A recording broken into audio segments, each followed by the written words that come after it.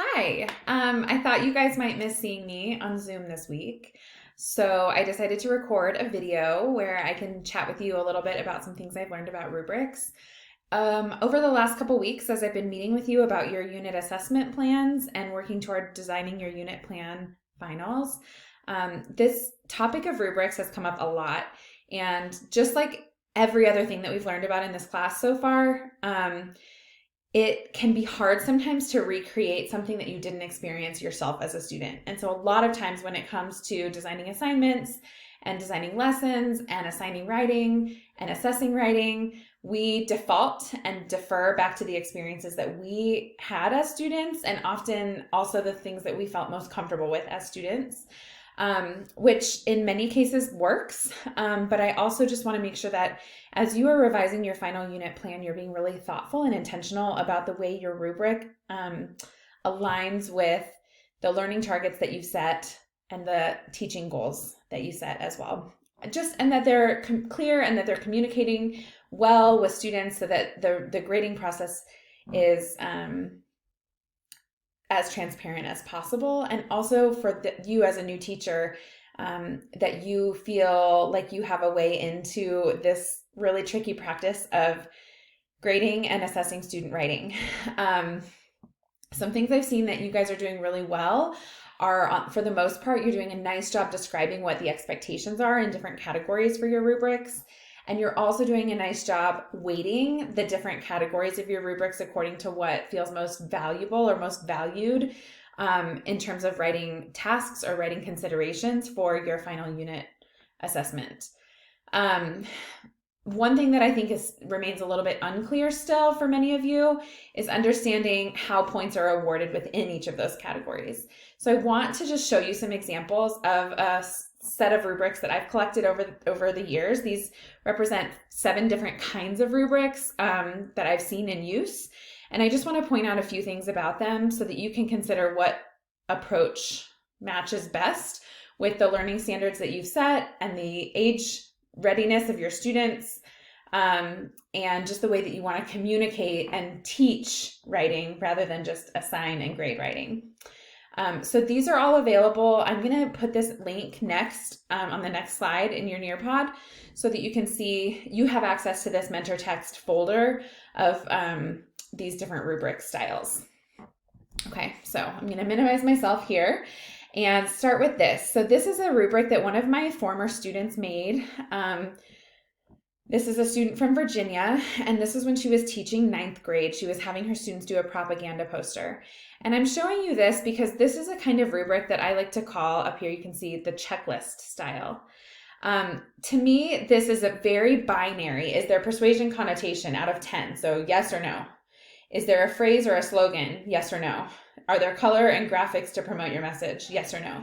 You'll notice here that it's not really talking or communicating to students that their choices as writers are like along a spectrum or along a gradient of effectiveness, right? We're not thinking about like why these choices are made or who the audience is or why these choices reflect a particular genre. This kind of a checklist style rubric communicates really clearly that the teacher set an expectation and the student either does or doesn't meet that expectation. Now, you could obviously give points along this spectrum up to 10, but as a teacher, it's a little hard to weight, like, is there persuasion or connotation? Well, if there is, then do you have to give the credit, or can you scale back, like, it was there but not effective, so then it was 8, right? So you end up, like, really fudging and making a lot of subjective decisions when you have a rubric that is this binary, and it feels unclear to students when they see the rubric, and also to you when you start grading the rubric, how you can do that fairly. Is the poster free of spelling and grammar errors? Okay, so if there's 1, does that mean it goes to a 0 or does it go to a 4, right? So thinking through the way that these questions indicate writerly choices and flexibility that students have as writers to make decisions within their writing. I tend to find that these kind of checklist style rubrics work better for like a formative assignment. Like, did you do it? Did you bring it in? Did you do peer review? Great. This is mostly for like when you really want to give full credit to students and when you're not really giving them that like honest substantive feedback that we've talked about for like more of a level 3 style writing. task. It's also super hard to grade on effort. So when you start to see things like this, like overall effort, is there obvious effort put into the digital platform?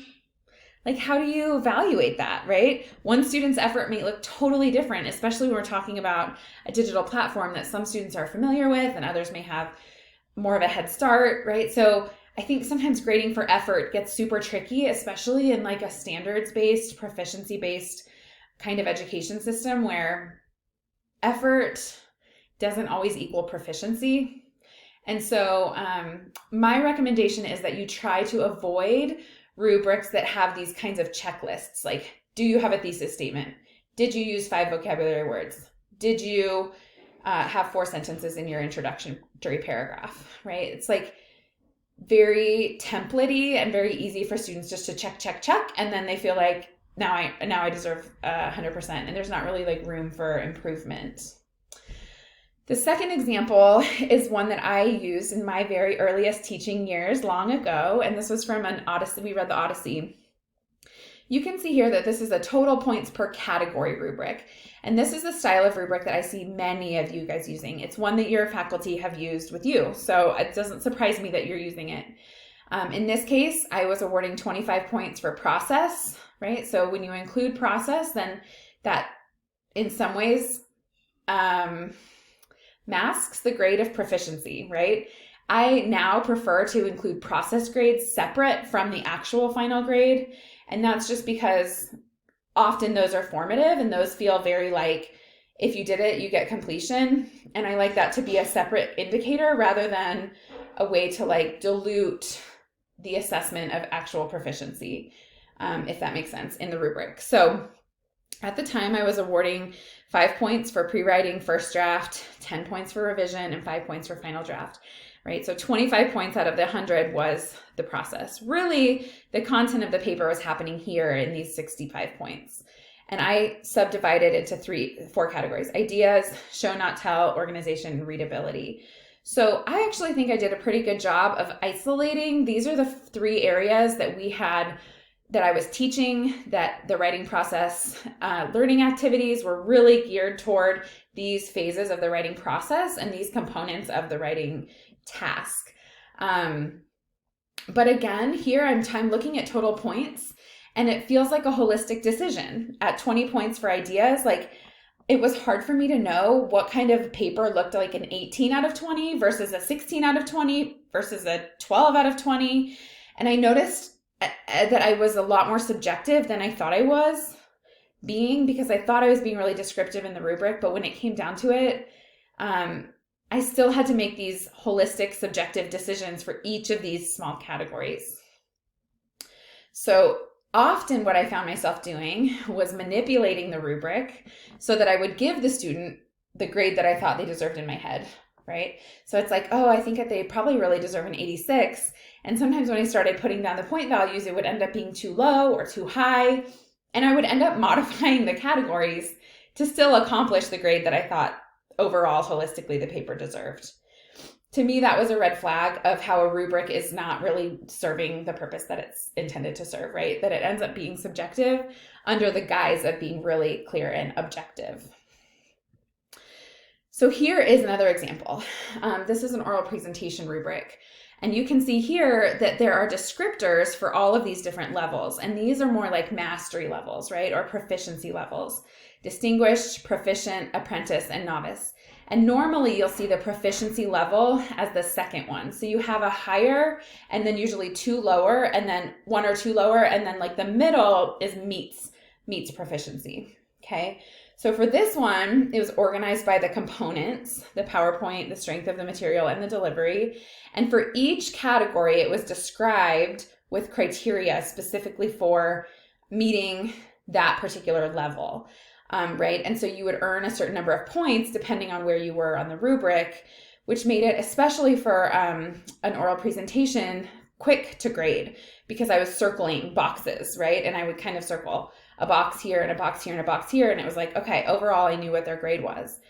As compared to this one, where I had to make decisions about how many points to dock, this one had already made that decision for me, and it already had descriptors explaining how to dock points and what I was specifically looking for in terms of proficiency. This I feel is much clearer for students and much clearer for me, but it's a lot of text, right? It feels like a lot for students to look at. Okay, I'm going to skip over these two really quickly and go to this next example. So here's an example from later in my teaching career, and I co-authored this with Liz Thackeray, who came and presented a few weeks ago in our class. We went by the 6 traits of writing: ideas, organization, voice, word choice, sentence fluency, and conventions. And in this case, we weighted the things that we were teaching the most primarily. So ideas, word choice, and sentence fluency were components that we were teaching and that were really embedded into our triangle of learning targets, learning activities, and then assessment. We defined for the students what would be evaluated in each category. And then we also recreated the rubric in ways that helped to identify for students and also for us the ways that those criteria might look for somebody who met the criteria or exceeded or did not meet. So this was for 9th graders, and it's a lot more simplified than this version of the oral rubric presentation. So we tried to make it a little bit more simple, but again, gave us the chance to check against these bullet points and make sure, are these things we're teaching? Are these things related to our learning targets? And so is it fair and valid for us to evaluate our students on these things in this particular assignment? We also identified here the overall criteria. So if students were meeting criteria, this is the point range they would get, and this is what they would get for exceeds or does not meet, right? So that gave us a fairer idea of kind of like how we were assessing and evaluating student performance. This is the learning rubric, the grading rubric that I have landed on in my teaching. So in all of my college classes, this is what the learning grading rubric looks like. I've defined here what competent looks like, or I've awarded point values here. And one mistake that I made early in my teaching was if something was worth 40 points, then if I were moving it a category down, I might go down 5 points and then 5 points and then 5 points. But I realized that if I want students to know that their work is competent or that it meets the standard, then it's not really fair in this case to go from 20 to 15, because then all of a sudden 15 out of 20 is a 75%, which doesn't really indicate competency, right, or mastery. So I've tried to be a little more fair in terms of allocating point values down the scale that feel like a more fair representation. And it also allows me to give myself permission to award that competent or adequate category to students. It feels like a more fair representation. So I usually will make the competent or adequate category like 90%, right? So it's still an A, it's a low A, but it's competent. Developing, right, sometimes can be more like in the Bs, the low Bs, maybe a high C. And then absent, I often don't even give them 0 points, right? Because a 20 out of 40, that's an F still. So if they didn't include it, I'm not going to tank their grade with a 0, but this is still going to hurt, right? So I started trying to apply my grading philosophy and having that represented on my rubric and preparing myself for what it looks like to dock students' points at each level. The final one is an example from one of your peers. And I just wanted to show this as another example of a way that you can, in this case, describe the expectations without re-describing them at every performance level.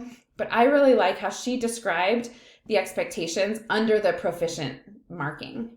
And so she identified what proficiency looks like, and that way she can leave these open blank areas for comments where the student's over or below the proficient level. So this is just kind of another model for proficiency described in one column versus mastery levels with a single description. The other examples I have here, and that you can look at them in your folder, these are acknowledging that sometimes you are given rubrics that you're expected to use. This is a rubric from the IB program, and this is a rubric from the AP program. And you'll see, and like your reading said, that the further away removed a rubric is from the classroom, then the less useful it is to students and teachers. So this is just something that we have to grapple with when we're expected to use these nationally created rubrics and evaluate the assignments we create for our students. So I'm including them here just so you have a full picture of the range of kinds of rubrics that you may encounter